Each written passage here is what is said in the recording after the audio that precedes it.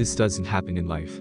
It does happen. It's not hard to guess that the man was the stepfather. Here's how it all happened. Masha was left alone very young. Her parents passed away in a car accident, and so she was brought up by her grandmother. But she didn't look after her granddaughter enough, and Masha started going out early with the boys.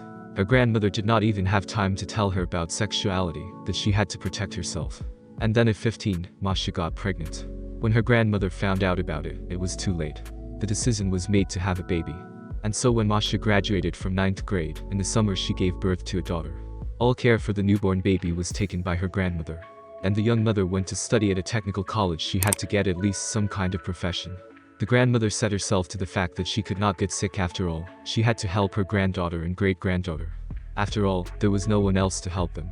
Then Masha graduated from college, got a job, and little Vika went to kindergarten. And then suddenly her grandmother got sick and could not recover. Masha cried very hard. After all, she was left alone with her daughter in this world. Masha set herself to do everything to provide for herself and her daughter. To do this, Masha had to work very hard. At the age of 24, she had already begun to hold a good position and was earning very well. She could normally provide for herself and her daughter. But for some reason her relationships with men did not work out. Vika immediately began to cry, capricious and jealous of her mother to all men. And Masha made a choice not in favor of men, but in favor of her daughter. And then when Vika was 12 years old, a young man showed up at their house. Anton was a little younger than Masha, but she really liked him. And what was most interesting was that her daughter did not interfere with their communication. Anton, Masha, and Vika began to live together. And then, a year later, Masha and Anton got married. Several years went by. And then when Vika turned 15 years old, she began to behave very strangely.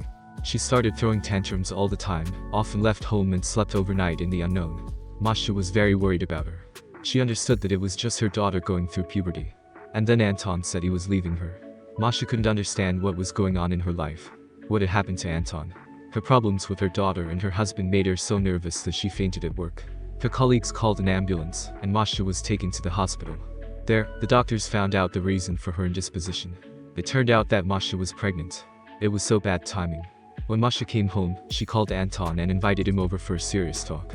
Vika was home too. "My dears, I have news for you. I am pregnant." And Vika said, "Me too." Masha became numb with tenderness. "Oh my god.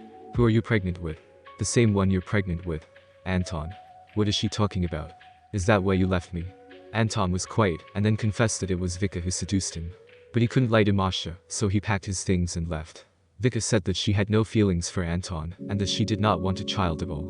Masha heard all this and couldn't decide what she should do now.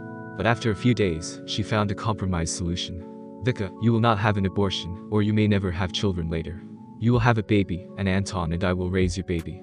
Do you agree?" "Of course I agree. Everything will be fine. I'm so glad you forgave me." "I forgave you, but only for my daughter. If it had been someone else, you wouldn't have gotten off so easy." Masha gave birth to a girl, and Vika gave birth to a boy. Then Vika finished school and went to study in another city. Then she got married there. And Masha and Anton raised 2 children.